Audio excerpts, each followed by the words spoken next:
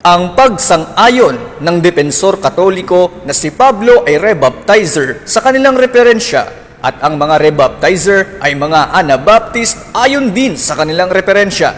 At ang pag-amin nito na ang aral ng Iglesia Katolika Romana sa papasiya ay hindi tinatag ni Kristo, kundi tinatag lang ni Gregorio. Nahayag ang kanyang maling aral na inaaniban sa debate laban sa original Baptist faith defenders. Construct muna ako. Salamat sa paglatag mo, brada. Construct mo na ako kasi kanina lumalabas, parang nagda-doubt ka na ang verb at noun sabay. Tanong ko, no, sa Greek language ba? Language ng Greek. Grammar ng Greek. Parts of speech ng Greek. Yun bang verb pwede maging noun o hindi pwede? Pwede. So kung pwedeng maging noun ang verb, bakit mo kinu-question ang 1 Corinthians chapter 12 verse 13 na ebaptistimen na siyang verb? Ginamit mo kasi yung bro John Paul, ha? Ginamit mo ang 1 Timothy 3:15. Tapos binanggit mo dyan, iglesia daw. Ang tanong ko, meron ba akong nabasa dyan, bro? Word for word, bro? Sa Greek. Iglesia Romayos Katolikos. May nabasa ba akong ganun dyan? Wala. Wala. Kung wala, bakit mo gagamitin ang 1 Timothy chapter 3 verse 15 para patunayan mo ang iyong Iglesia Katolika Apostolika Romana? Sa makatuwid, nagsisinungaling ka. Okay, Next salamat, question. bro. Next question po. Ginamit mo yung Acts 9:31. Binilugan ko. Sabi mo, meron daw dyan. Meron ba akong mabasa dyan, bro? Romayos o wala? Wala nga dyan, bro. Kung wala, bakit mo na naman gagamitin ang Acts chapter 9 verse 31 para patunayan mo ang iyong Iglesia Katolika Apostolika Romana? Sa makatuwid, nagsisinungaling ka na naman.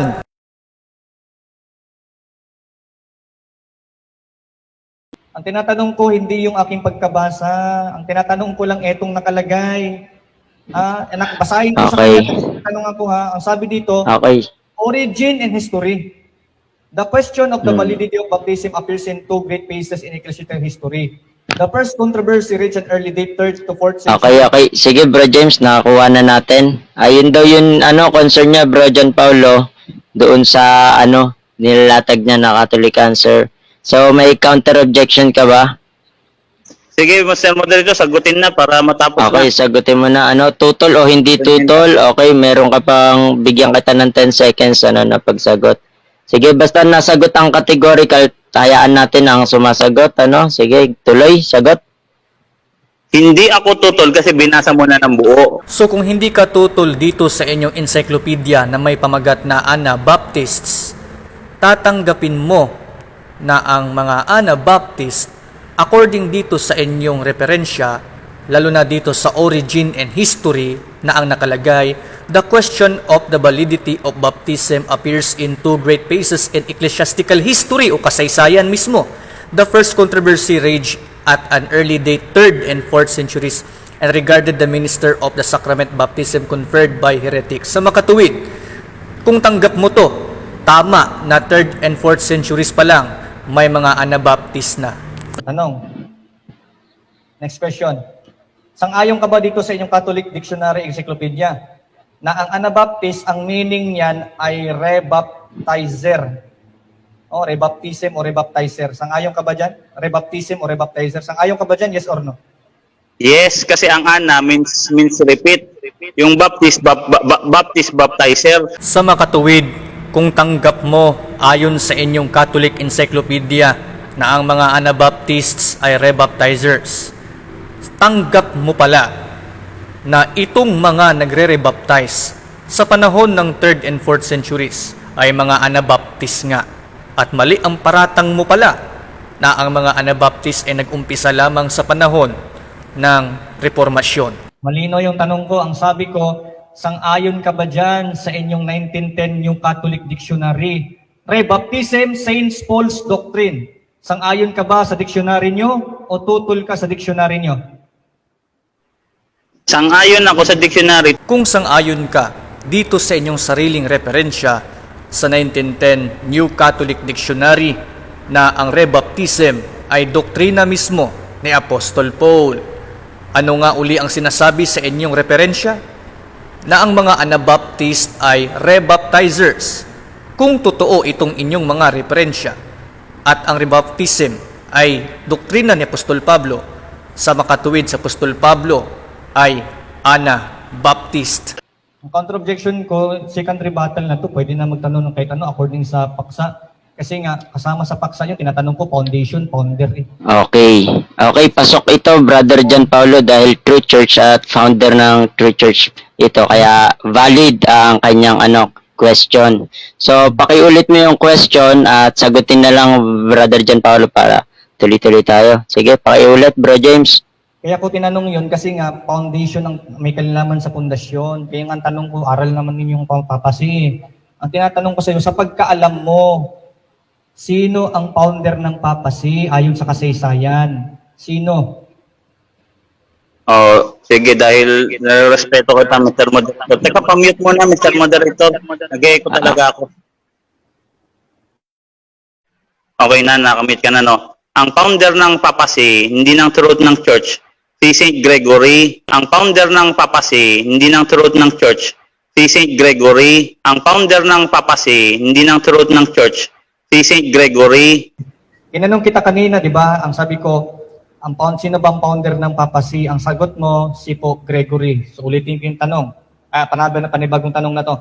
So ngayon sa live, sang-ayon ka na ang founder ng papasi hindi si Kristo, kundi si Gregory.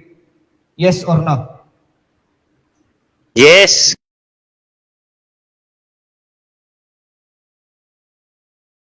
Ang founder ng papacy, si St. Gregory, pati yung pundasyon ng faith namin ng mga, siyempre, pundasyon ng faith namin, Apostles' Creed, CCC, mga pundasyon ng faith namin yan.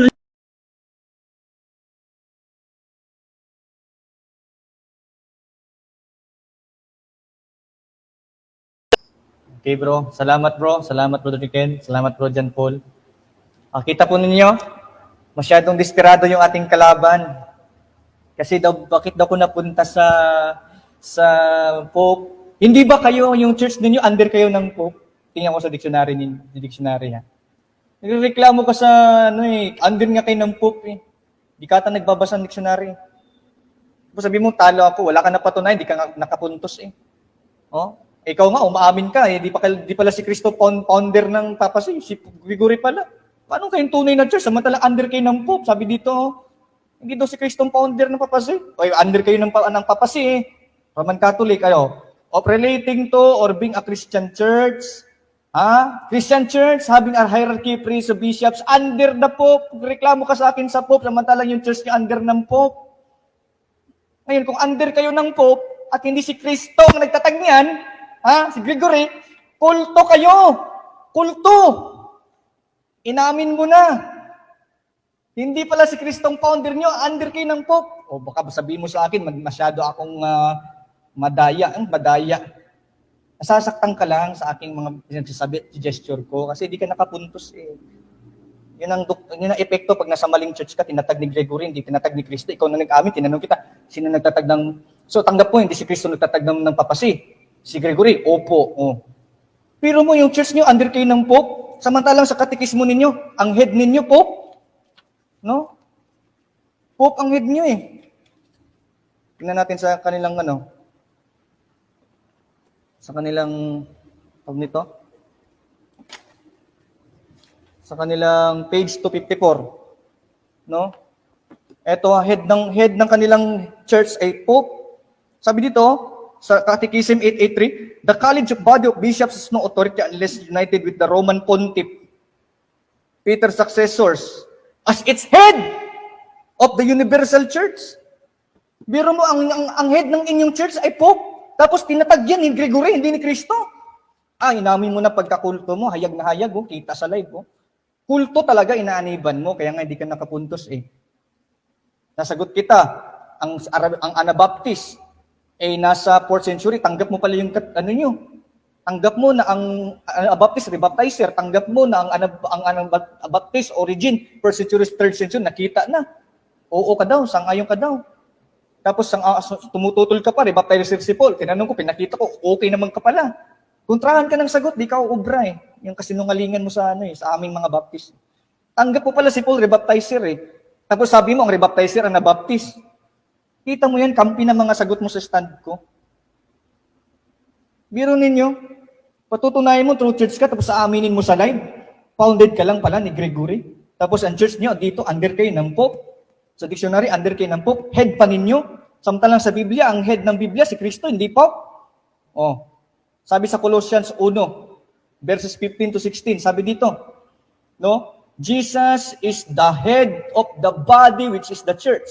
The church is like the Christ body. He is the head. Si Kristo ang ulo. Dito ang ulo ninyo, si Pope, na tinatag ng Gregory, hindi ni Kristo. Salamat sa pag-amin, nakulto kayo. Tatag pala kayo ng tao, kayo palang sulpot. Samantalang sa Biblia, may Baptist church na i-baptistimin. Soma sa Deus Lexicon Church, i-baptistimin sa Deus Lexicon, Baptist, hindi mo matanggap, nasasaktan ka sa ebidensya. Wala nga Roman Katoliko sa isang talata, nagpunwari ka pa, kata doon, nandoon. Umamin na po siya, no? Umamin siya, hindi sila tinatag ni Kristo. Tinatag sila ng tao, Gregory ang pangalan. Magpatuloy ka pa ba dyan sa kasinungalingan mo na yan? Time?